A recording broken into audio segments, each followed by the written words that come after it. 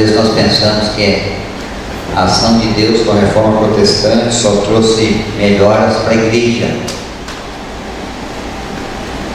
Mas a igreja, no tempo da reforma, com a sua influência, causou transformações importantes, produtivas, proveitosas, abençoadoras, em nações inteiras.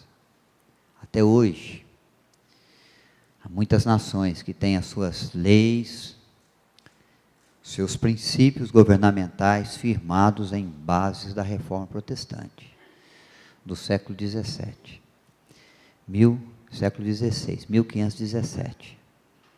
Foi quando Lutero fixou na abadia de Wittenberg as 95 teses, uma defesa, escritos pregando contra principalmente as indulgências. Uma igreja que se achava dona do perdão e da salvação, que se achava no direito de colocar nos céus pelo batismo e de condenar ao inferno pela excomunhão, independente da fé, se havia fé em Cristo ou não. Mas antes, e muito antes de Deus agir na história por meio de Lutero, ou de Zwinglio, ou John Knox, ou João Calvino, nós temos uma certeza grandiosa de que Deus, na sua fidelidade, agiu na vida destes homens e na vida de mulheres e jovens, que Deus levantou nesse intervir do Senhor na história da humanidade, na história da sua igreja, do seu povo. Nós temos meditado esse mês sobre algumas verdades históricas, teológicas da reforma protestante. Domingo passado falamos sobre clamor. Há um clamor por reforma na nossa vida, no nosso tempo. Paulo clamou por reforma da igreja, da fé, do coração da igreja, muito antes da reforma protestante.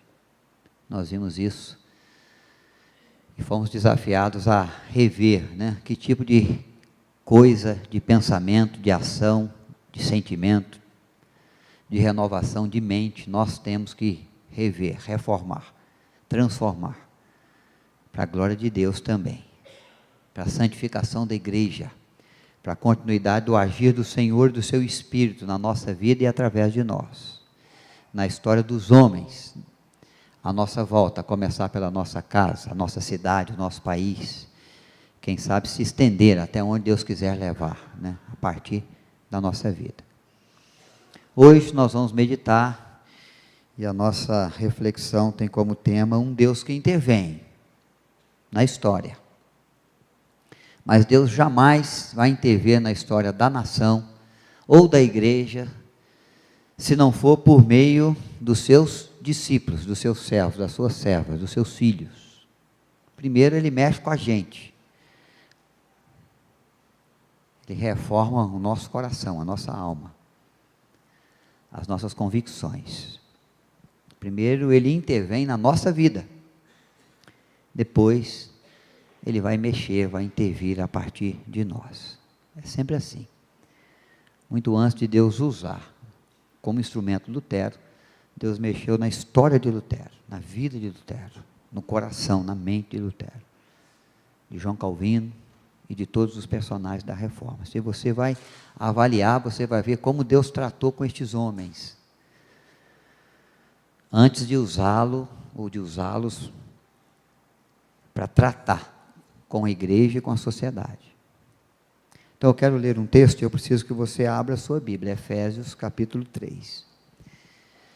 Nós vamos ler e você vai manter a sua Bíblia por aí, em mãos, para nós voltarmos nos versículos, mas quero começar com a leitura no verso 14.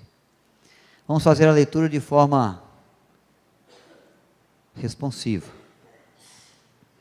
Vamos ler do verso 14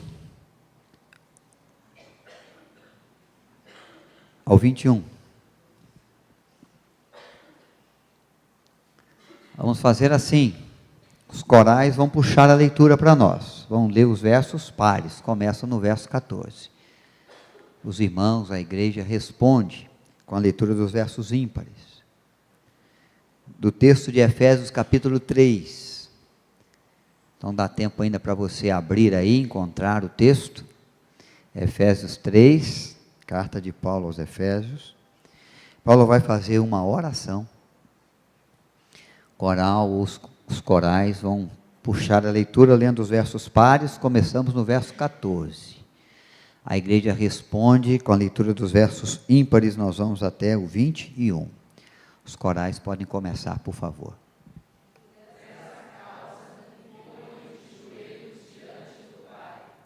De quem toma o nome toda a família, tanto no céu como sobre a terra.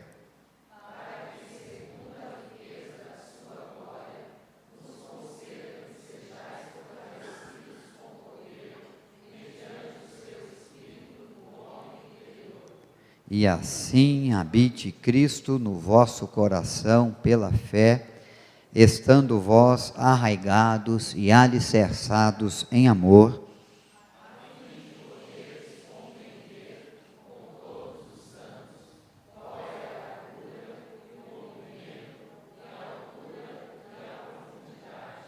e conhecer o amor de Cristo, que excede todo o entendimento, para que sejais tomados de toda a plenitude de Deus.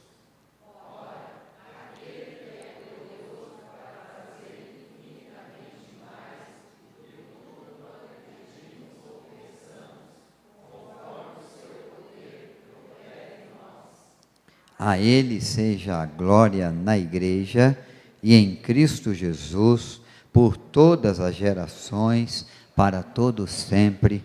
Amém. Que Deus nos dê graça na reflexão que fazemos da sua bendita palavra, na certeza da sua presença aqui no nosso meio também, agindo no nosso coração, falando com o seu Espírito à nossa mente, trazendo o nosso coração e a nossa mente cativa à sua bendita e santa palavra. Amém, irmãos? Muito bem, algumas verdades que eu quero lembrar nesse texto e na história do mover de Deus, do agir do Senhor junto à reforma protestante. E sabemos que dessa mesma forma, com essa mesma intervenção abençoadora, Deus tem agido na vida de cada um de nós, na sua vida e na minha, na sua história, na história da sua casa, na história do coral da Igreja Presbiteriana aqui de São José dos Campos e da Igreja Cristã Evangélica Central também. A primeira coisa que esse texto nos mostra do intervir de Deus é que é algo necessário à vida do crente se colocar em intercessão diante de Deus. Deus atua com bênçãos gerais sobre todo ser humano, mas as bênçãos especiais de Deus, o agir precioso do Senhor está sobre a vida daqueles que o buscam, daqueles que clamam, daqueles que oram. Paulo começa dizendo: por esta causa me ponho de joelhos. Há motivo para a oração, para a intercessão do apóstolo. Há algo aqui nesse texto que ele declara, que ele revela de muito especial, que faz com que ele invista um tempo diante do Pai, diante de Deus. Oração requer de nós tempo, oração requer de nós exclusividade com o Senhor, momento em que paramos os afazeres, momento em que desligamos o celular, momentos em que nos esquecemos das mensagens do WhatsApp, momentos em que tiramos do gancho o telefone, momentos em que fechamos a porta do quarto, buscamos o nosso Pai às vezes em secreto, e Ele em secreto nos ouve. Paulo está dizendo de que há motivos que o colocavam diante de Deus em oração. Nós temos motivos para orar. Não nos falta motivos para orar. Se você vai nas reuniões de oração, eu sei que você vai. Se você reserva tempo para buscar a Deus, eu sei que você reserva. Não te falta motivos para colocar diante de Deus. São muitas as nossas aflições, as nossas preocupações, as nossas lutas. São vários os motivos e as áreas que nós começamos a contemplar e a colocar diante de Deus na nossa oração. Nós podemos começar pelo mundo, nas tragédias que às vezes acontecem, por questões de fenômenos naturais que atingem regiões diferentes e ceifam vidas e destroem cidades. Nós podemos orar pela maneira como que o ser humano, na sua maldade, é capaz de tomar e realizar atos terroristas mundo afora. Nós podemos orar e devemos orar porque percebemos a violência que cerca as ruas, a crise que se agrava junto à sociedade na imoralidade, na falta de compromisso, na falta de valor da vida, do quanto às vezes as coisas são mais importantes do que as pessoas. Uma vida às vezes ceifada aí por causa de tostões, de heranças, de prestígios, de cargos. Às vezes nem por isso, só para mostrar mesmo do que eu sou capaz, só para atender o meu ego, o meu prazer, né, de tirar a vida do outro, para mostrar a minha força. Então todos nós estamos sujeitos a isso, infelizmente, pela insegurança que corre às ruas, e eu sei que você tem orado por isso também.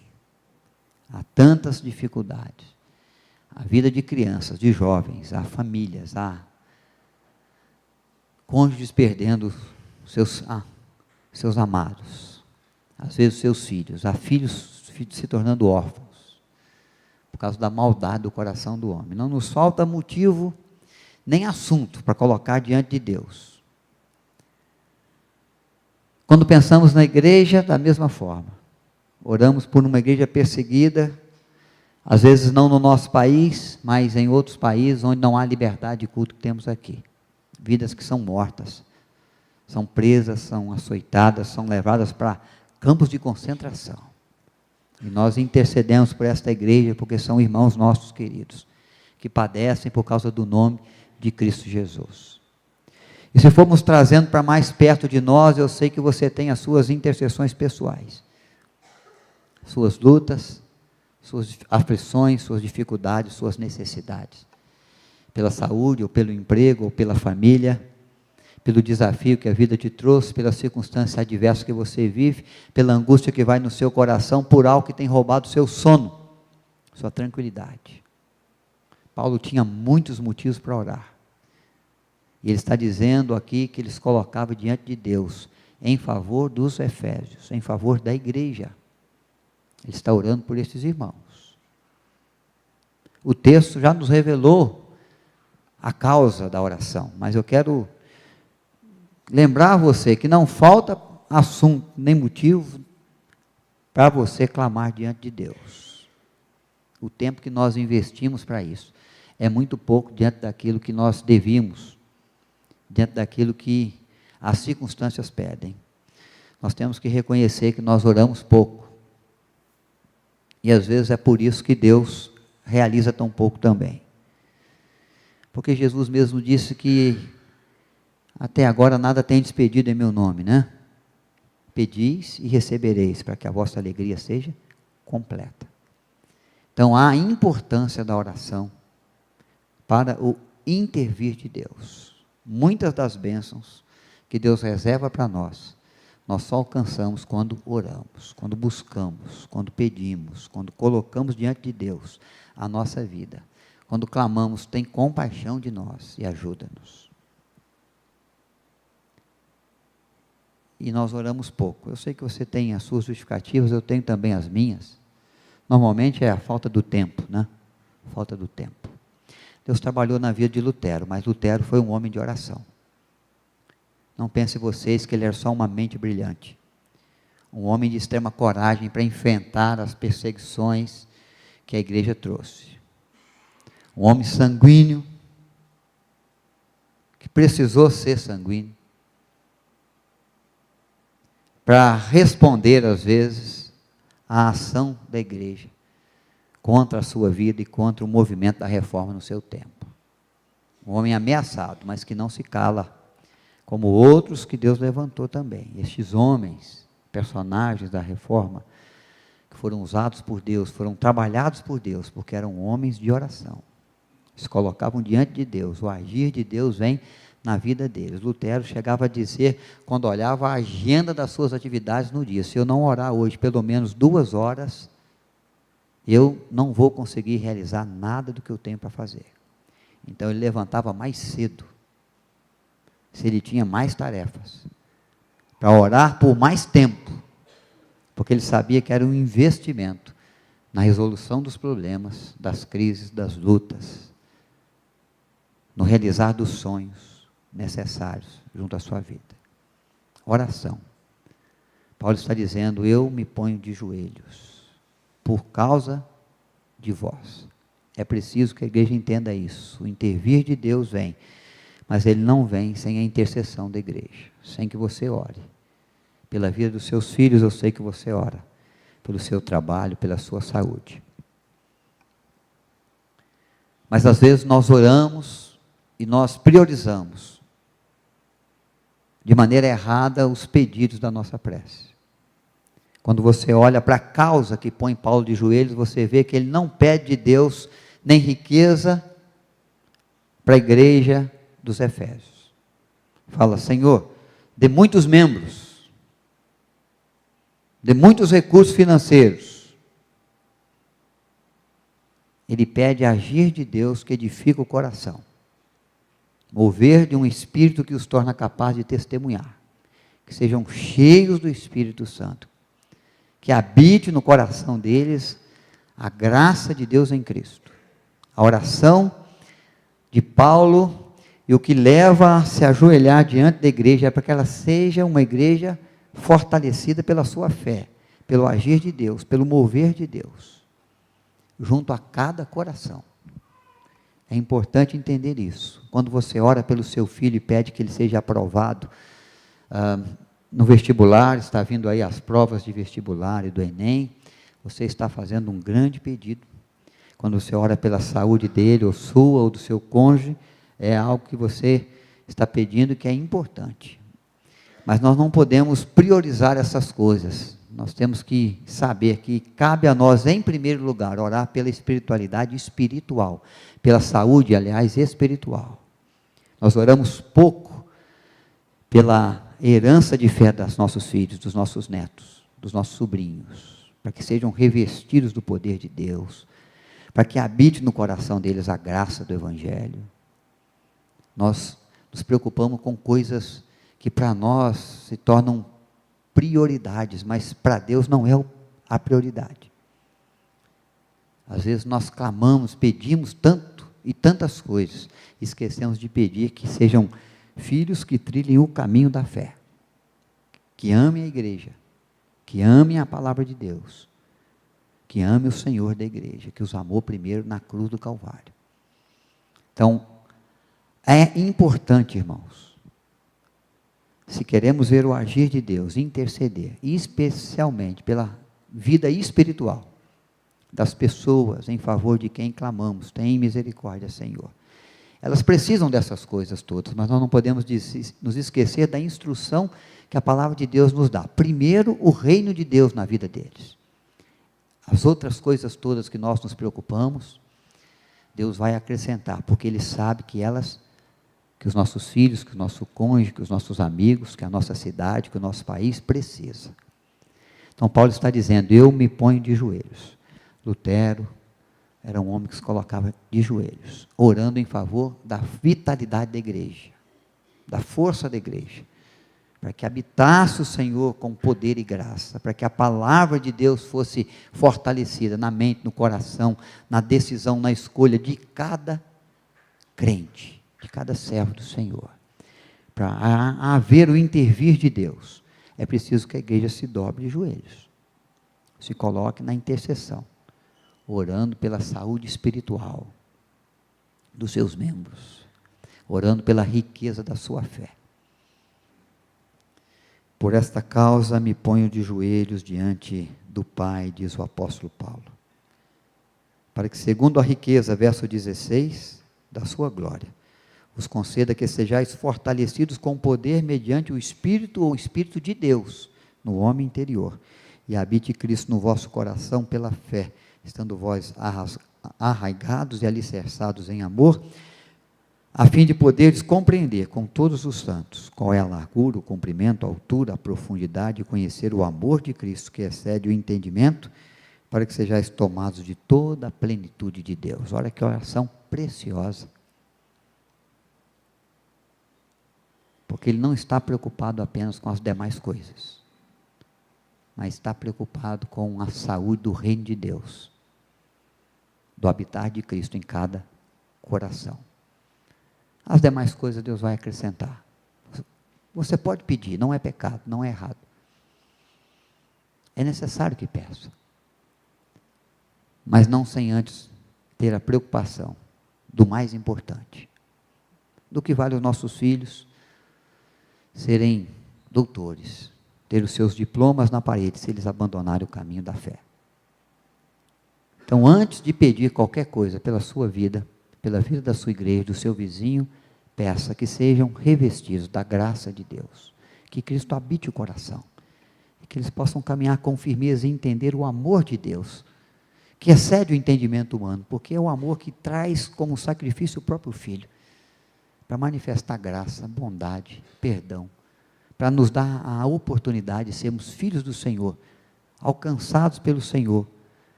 e no intervir de Deus, sermos instrumento do agir de Deus. Uma outra verdade que esse texto nos traz, está no verso 20, eu quero que você leia comigo. Vamos juntos? Ora, aquele que é poderoso para fazer infinitamente mais do que tudo quanto pedimos ou pensamos, conforme o seu poder que opera em nós. Esse texto é muito conhecido, especialmente a parte A. Um Deus capaz de fazer mais do que pedimos ou pensamos. O ser humano, na sua oração, no seu planejamento da vida, no seu anseio e expectativa com respeito à vida, não é capaz de limitar o agir do Senhor.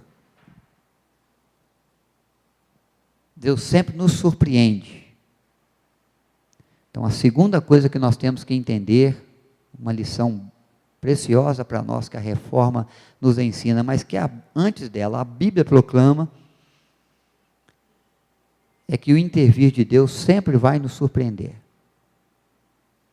Se você orar, confiar no Senhor, o agir de Deus vai ser maior, mais sublime, mais grandioso do que aquilo que você esperava. Lutero tinha uma história, e na história e nos planos dele e do seu pai, uma família simples, ele seria doutor advogado, foi estudar direito, uma das principais universidades de direito da Alemanha.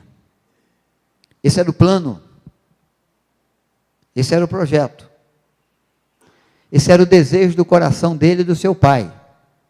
É isso que eles achavam que era o certo, é assim que eles acreditavam que ia ser. Quando ele estava já estudando, já havia se destacado nos estudos de filosofia, já estava se destacando nos estudos, na área de direito, uma tempestade veio sobre ele em uma das suas viagens. E muitos raios, ele se colocou para se esconder, para se refugiar, temendo aqueles muitos raios, temendo pela própria vida. Ele fez diante do Senhor, naquele tempo, naquele momento, um voto. Se o Senhor me livrar dessa tempestade, ileso, eu vou ser monge, eu vou abandonar o direito, eu vou partir para servir ao Senhor no clero da igreja. E Deus o livrou, e ele abandonou a universidade de direito, e ele foi se colocar nos estudos de teologia. O plano de Deus vem na vida de Lutero para intervir nos planos que Lutero fez, nos anseios que o pai de Lutero tinha com o filho. E ele se tornou monge. Pelo intervir de Deus, é Deus trabalhando a história de um homem, para depois trabalhar a história a partir deste homem. Lutero não tinha feito planos de ser clero. Lutero não pensou assim: eu vou ser clero para reformar a igreja.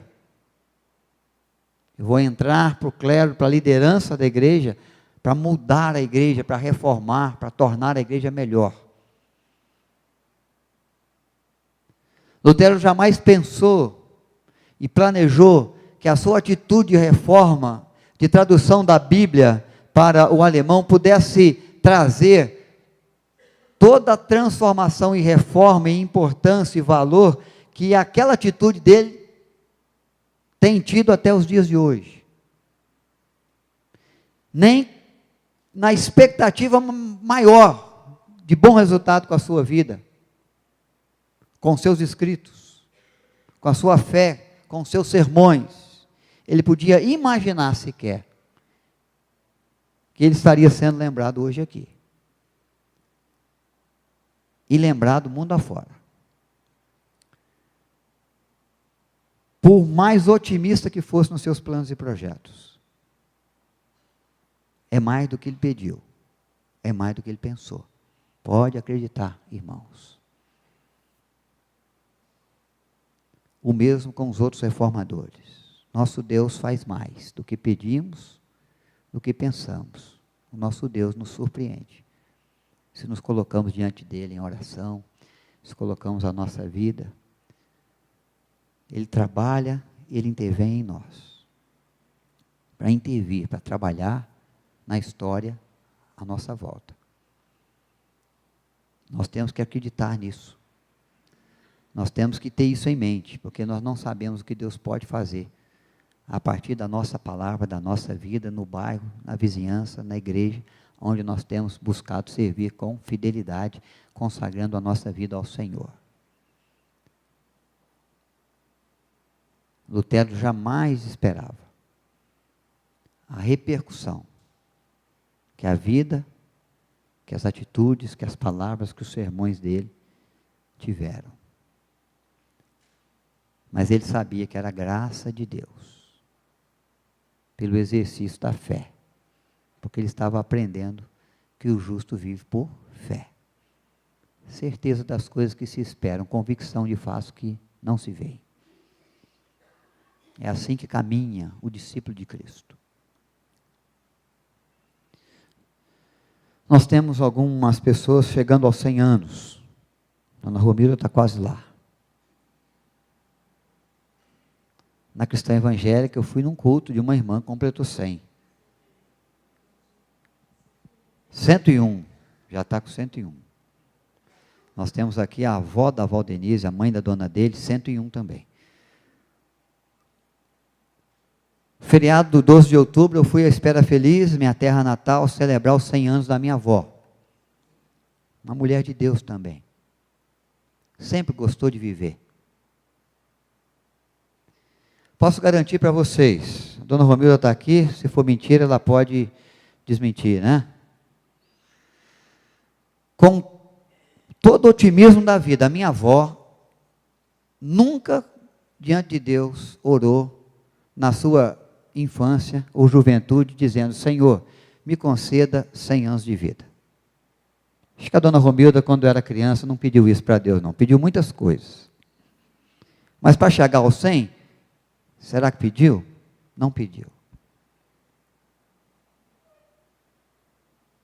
Quando eu era criança, 45 dias de vida, eu tive a chamada desidratação. Desidratação, naquele tempo, na minha região e em muitas regiões do país, era o maior motivo de morte das crianças. E é claro que eu fui tratado com os recursos da medicina possíveis naquele tempo e não foi suficiente.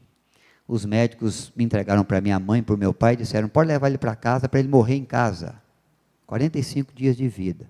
A infecção foi ficando mais grave, e a minha garganta fechou, eu já não podia me alimentar. Se lá no hospital, com soro, com medicamento na veia, não dava, imagine sem medicação na veia, sem nada, só em casa mesmo, sem conseguir engolir nada. Minha mãe pediu ajuda da minha avó, minha família toda se uniu muito para ajudar, né? Minha mãe pediu a ajuda da minha avó, porque é difícil para uma mãe, para um pai, né, saber que o filho está ali, mas condenado à morte, né, sem recursos clínicos. Minha avó, essa que completou 100 anos, é aquela que ajudou muito no cuidado da minha vida, com oração e com cuidado mesmo, com a perseverança, com a paciência. Ela que aguentava as minhas noites de choro e os meus dias, quem sabe, de choro. Tive uma infecção de ouvido, cheguei a chorar 3 dias direto, dia e noite chorando, 3 dias. Ela aguentou ali firme, cuidando, ajudando, assumiu o cuidado. Quando eu fiz 18 anos, eu fiz questão de ir na casa dela para agradecer. E fui na casa também de um outro pastor, que era da cidade, da Igreja Batista, pastor Jurandir, que orava muito, se ajoelhava debaixo de um pé de abacate no quintal da casa dele, vizinho da minha avó, para interceder pela minha vida. Fez isso muitas vezes, todos os dias. Quando eu fui na casa da minha avó, com 18 anos, para agradecer, eu fiz uma oração, eu pedi para o Senhor, Senhor, que o Senhor retribua para ela, com vida, o cuidado, o carinho que ela teve com a minha vida. Eu pedi, irmãos, jamais esperava que ela chegasse aos 100, mas Deus faz mais do que pedimos ou pensamos. Então nós trazemos no coração agora, nos 100 anos dela, um sentimento de profunda gratidão a Deus, que ouve a nossa prece, que intervém na nossa vida, e que age na nossa vida em favor da vida dos outros, da história de vida dos outros, fazendo mais do que a gente pode imaginar, mais do que a gente pode pensar, mais do que aquilo que a gente pediu, nos surpreendendo. Então Deus vai, na Reforma Protestante, trazer uma ação surpreendente, na história da igreja, na história das nações. Através de João Calvino, outro reformador, de onde vem o sistema calvinista, que é o sistema da Igreja Presbiteriana do Brasil, Genebra, uma cidade, em governo de Calvino, orientação de Calvino, se transformou no que naquele tempo foi chamado de a maquete de Deus no mundo. Porque Calvino começou a aplicar na vida da cidade, na ação política, administrativa, o princípio bíblico. Que os nossos governantes tanto rejeitam às vezes, ignoram. Em vez de existir temor e tremor, administram conforme a sua própria ideia das coisas, a sua própria vontade das coisas, e esquece que é um Deus soberano. Países que têm as suas leis fundamentadas na palavra de Deus se transformaram em países de primeiro mundo. Resultado do agir de Deus, do intervir de Deus, por meio da Reforma Protestante. Mas primeiro Deus agiu e surpreendeu aquelas pessoas, agindo na vida delas, na história delas, e depois na história dos outros. Eu sei que você tem os seus problemas, suas dificuldades. Eu sei que você faz ao Senhor as suas preces. Eu quero que você saia daqui acreditando que Deus faz mais do que pedimos ou pensamos pelo seu poder que em nós opera. Deus vai te surpreender. Deus vai fazer mais. Deus vai fazer melhor. Deus vai trazer um resultado além daquele que você imagina. Nós não somos capazes de medir o que Deus pode fazer na vida daqueles que o buscam e daqueles que esperam nele. Esse texto nos ensina isso. Paulo está certo disso. Há muito que Deus pode fazer para a glória dele, na igreja, por meio dos seus filhos. Deus vai fazer mais do que tudo quanto pedimos ou pensamos.